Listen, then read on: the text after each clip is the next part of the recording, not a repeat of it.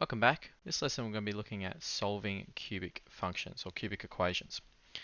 Now the first thing to note is when you're solving any cubic equation, first thing you want to do is get everything to one side of the equal sign. So you have something equal to 0 and then factorize it. So if you have something times something equals 0, we know that one of those two or both have to be 0, the null factor law. And you would have hopefully done a little bit of this when you were dealing with cubics, with quadratics. So let's just, as a quick reminder, let's say we had 2x squared plus 2x equals 12. You would have first moved everything to one side, so minus a 12 over, so you've got equals to 0, and then taking out a common factor, so you have 2 outside of x squared plus x minus 6. Factorize that, so you go factors of negative 6 add up to positive 1, would have positive 3 and negative 2. So once you have everything equal to 0, we know that either this bracket or this bracket has to be 0. So x could be negative 3 or x could be positive 2. So we're trying to use the same principle, but this time because we've got a cubic function, we have to be able to find a linear factor first or another factor first, so we'll get down to the quadratic and we can use our normal skills. So to factorize a cubic, the first thing you want to do is look for a common factor first. Just like I took the 2 out of that quadratic, if you can get a common factor out, maybe there's an x in every term, you can get down to a quadratic in one step. They're probably the easiest type of examples. Or if you've got a special case, like the difference or the sum of two cubes, so over the side here, x cubed plus a cubed, you can remember that's going to equal x minus a multiplied by x squared minus ax plus a squared. And if it's the difference, so if there's a minus in there, we'll have x minus a multiplied by x squared plus ax plus a squared. There's a really finer difference there to note. You've got a minus in there and a plus there. That's the opposite of what you started with. So if it's x cubed plus a cubed, make sure you have a minus ax in your quadratic, and vice versa. So let's say we've done that, and there wasn't a common factor, or it wasn't a difference or a sum of perfect cubes. We then go try the factor theorem or remainder theorem to find a linear factor. So sub in the value of x, see if we can make it equal to 0, so then we know our linear factor. Then, if we do have a linear factor, we can use our long division to get a quadratic left. Then, once we've got a linear times a quadratic, we just have to factorize that quadratic. There's a lot of steps in there, there's a lot of skills in this. So let's look at some examples. Let's look at x cubed plus 2x squared minus 10x equals to 0. So this one's already been ranged, so I've got equals 0 on one side. If I had a 10x on the other side, minus it over, so it looks like this. So if I look at that, I go, hey, I've got an x in all three of those terms. So my first step would be to write x out the front. So x times x squared gives me x cubed. X times 2x gives me 2x squared. And x times minus 5. Oh no, that's not wrong. That's wrong, isn't it? It's minus 10 equals to 0. So now I've got x times x squared plus 2x minus 10. So I look for factors of negative 10 that add up to positive 2. Okay, don't seem to have any. So this is when my quadratic factorizing comes back in. I go, I'm going to have to complete the square. So I'd have x squared plus 2x minus 10 at the end here equals 0. And remember, we take the coefficient of the x terms, in this case is 2. We halve it, 1, square it, it's 1, and we add, subtract it. So plus 1 minus 1. So then the first three terms of this bracket here, the x squared plus 2x plus 1, will factorize nicely to x plus 1 all squared. And then I've got minus 11 at the end here.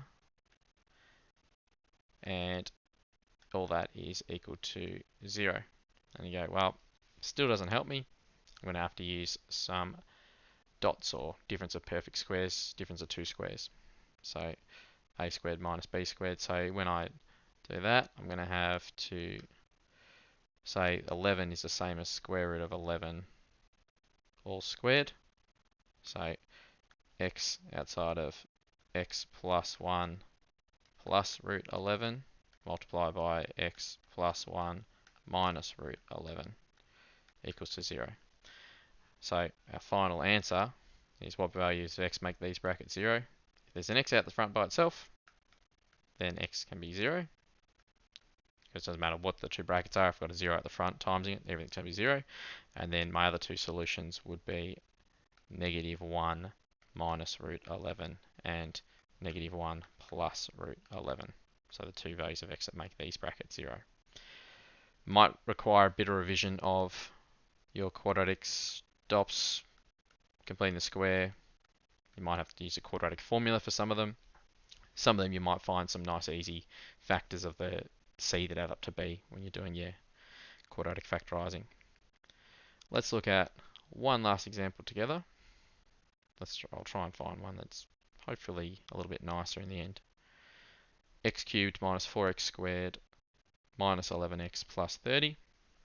So this time I'm going to look for a linear. I don't know any factors at the moment. There's no common terms. There's no x in the 30. So I'm going to try and find a linear factor. So using my factor theorem, if f of x equals that cubic, then I can sub in values for x. So I'm going to sub in 1. Remember, the only values I'm subbing in are factors of 30. So I'm going to try positive 1. So that'd give me 1 cubed minus 4 times 1 squared minus 11 times 1 plus 30. So I'd get 1 minus 4 minus 11 plus 30. And say, well, that's not going to equal 0. So that's no good. So I could try -1. I could try positive or -2. I'm just going to go up to 2. Let's see what we get here. F of 2, I'd get 2 cubed minus 4 times 2 squared minus 11 times 2 plus 30. So I'd get 2 cubed is 8 minus 16. That gets me to -8 minus 22 gets me minus 30 plus 30. Excellent.